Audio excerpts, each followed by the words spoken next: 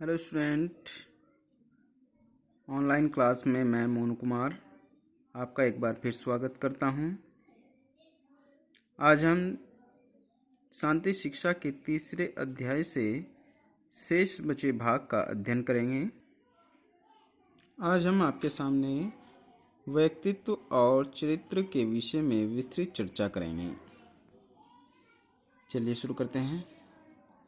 प्राचीन काल में व्यक्तित्व और चरित्र एक दूसरे के पूरक माने जाते थे, किंतु आधुनिक युग में मनोवैज्ञानिकों ने इनकी अलग अलग परिभाषा दी है। चरित्र व्यक्ति का एक अंश ही है, जबकि व्यक्तित्व व्यक्ति की बुद्धि, स्वभाव और चरित्र का परिणाम है। यानी कि कहा जा सकता है कि चरित्र जो है वह व्यक्तित्व का ही एक भाग है, जबकि व्यक्तित्व में बुद्धि, स्वभाव और चरित्र सभी पाए जाते हैं।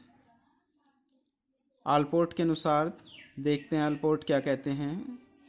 जब कभी चरित्र को व्यक्ति का एक अंग माना जाता है तो चरित्र को संकल्प के रूप में पहचानने का प्रयास किया जाता है। इसे व्यक्ति की समस्त नैतिक शक्तियों का संगठन भी कहा जा सकता है, या इन मनोभौतिक गुणों का ऐसा स्थायी प्रभाव है जो कुछ नियमों के द्वारा नियमित होता रहता है। मनोवैज्ञानिकों का मानना है कि चरित्र व्यक्तित्व का ही एक पक्ष है जो इसे स्थायित्व और निर्भरता प्रदान करता है। इसी के आधार पर व्यक्ति अपने प्रयत्नों में शक्ति का अनुभव करता है, बाधाएं आने पर भी अपने कार्य में लगा रहता है और उद्देश्यों की प्राप्ति के लिए सतत प्रयत्नशील रहता है। आलपोर्ट कहते हैं कि व्यक्तित्व का चरित्र मूल्यांकन व्यक्तित्व है तथा व्यक्तित्व अवमूल्यित चरित्र है। अर्थात जब हम चरित्र की बात करते हैं तो संपूर्ण व्यक्तित्व के आकलन के आधार पर इस प्रत्यय को प्राप्त करने का प्रयास करते हैं, किंतु जब हम व्यक्तित्व के मूल्यांकन का प्रयास करते हैं तो उसमें चरित्र जैसे शब्द का महत्व नहीं होता, क्योंकि मनोवैज्ञानिकों के लिए चरित्र एक आवश्यक सा प्रत्यय है। अब हम बात करते हैं व्यक्तित्व के क्षेत्र की। व्यक्तित्व का अध्ययन क्षेत्र बहुत व्यापक है। कुछ मनोवैज्ञानिकों व्यक्तित्व का पर्यावरण के संबंध में अध्ययन करने का प्रयास करते हैं, जबकि कुछ मनोवैज्ञानिक जैविक परिप्रेक्ष्य में ही अध्ययन करते हैं। लेकिन अधिकांश मनोवैज्ञानिक इन दोनों रूपों में व्यक्तित्व का अध्ययन करते हैं। व्यक्ति व्यक्तित्व का स्वामी नहीं होता, बल्कि वह स्वयं में ही व्यक्तित्व है। व्यक्ति का संबंध जीवन के विभिन्न क्षेत्रों से होता है। व्यक्तित्व की समस्याएं समाज के प्रत्येक क्षेत्र को प्रभावित करती हैं तथा उनसे सफलता प्रदान करने में अपना योगदान देती हैं।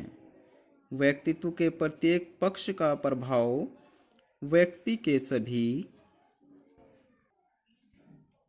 पक्षों को प्रभावित करता है, क्योंकि किसी भी व्यक्ति का व्यक्तित्व शून्य में विकसित एवं निर्धारित नहीं किया जा सकता। इस प्रकार व्यक्तित्व का संबंध जीवन के एक क्षेत्र या अध्ययन के क्षेत्र से न होकर विभिन्न क्षेत्रों से होता है, जो व्यक्तित्व के अध्ययन की व्यापकता दर्शाता है। अतः कहा जा सकता है कि व्यक्तित्व का संबंध निम्न क्षेत्रों से होता है।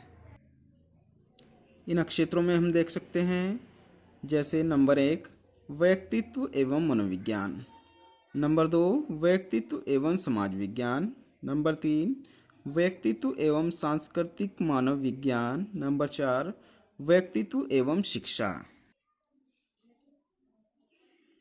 ये सभी क्षेत्र मिलकर व्यक्तित्व के क्षेत्र का निर्माण करते हैं।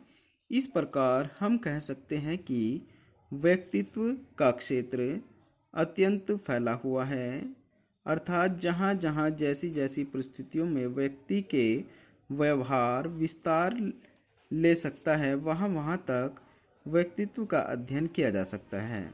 अतः आज मनोविज्ञान, समाज मनोविज्ञान, वातावरण मनोविज्ञान, असामान्य मनोविज्ञान, औद्योगिक मनोविज्ञान, नैदानिक मनोविज्ञान तक ही सीमित नहीं, बल्कि जीवन के अन्य क्षेत्रों जैसे मनोविज्ञान, मानसिक स्वास्थ्य विज्ञान, समाजशास्त्र, शिक्षा शास्त्र और दर्शन शास्त्र आदि से भी व्यक्तित्व संबंधित है। अब हम बात करते हैं व्यक्तित्व के विकास की। तो बालक के व्यक्तित्व का विकास उसके जन्म से पूर्व अर्थात गर्भावस्था से ही प्रारंभ हो जाता है, लेकिन उसके व्यक्तित्व के विकास की गति जीवन भर एक सी नहीं रहती। यानी कि यह गति कभी मंद हो सकती है, कभी तीव्र हो सकती है। किसी अवस्था में विकास की गति बहुत तीव्र होती है और उसके व्यक्तित्व में असाधारण परिवर्तन देखने में आते हैं, जबकि किसी अवस्था में व्यक्तित्व परिवर्तन की गति बहुत धीमी होती है। अर्थात व्यक्तित्व विकास जो है वह निरंतर चलने वाली प्रक्रिया होती है। व्यक्तित्व का विकास 3 अवस्थाओं से होकर गुजरता है, चरणों से होकर गुजरता है। सबसे पहले हम बात करते हैं शैशवावस्था में व्यक्तित्व विकास, नंबर 2 बाल्यावस्था में व्यक्तित्व विकास, नंबर 3 किशोरावस्था में व्यक्तित्व विकास। विस्तृत चर्चा में सबसे पहले हम शैशवावस्था में व्यक्तित्व विकास देखते हैं। शैशवावस्था नवजात शिशु की ज्ञानेंद्रियों के लिए बहुत क्रियाशील अवस्था है। वह अपने चारों ओर के वातावरण से प्रभावित होता है।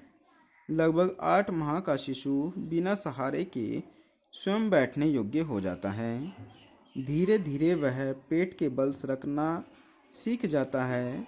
11-12 माह का शिशु सहारा लेकर खड़ा होने और चलने का प्रयत्न करने लगता है और 15 माह तक वह बिना सहारे के चलना सीख जाता है। जैसे कि आप सभी जानते हैं, शैशवावस्था के बालक आपके परिवार, आस पड़ोस में, समाज में देखने को आपके मिलते हैं और इन सभी गुणों को आप उनमें देख सकते हैं। जिन शिशुओं को गोद में अधिक रखा जाता है, स्वतंत्रता न मिल पाने के कारण ऐसे शिशुओं की विकास की गति धीमी हो जाती है और उठना, बैठना, चलना देर से सीख पाते हैं। जन्म के समय शिशु देख तो सकता है लेकिन किसी को पहचानता नहीं है। 2 माह की आयु में सर्वप्रथम वह अपनी माँ को पहचानने लगता है, क्योंकि माँ से ही उसकी आवश्यकताओं की पूर्ति होती है और उसी के संपर्क में ही वह सबसे अधिक आता है।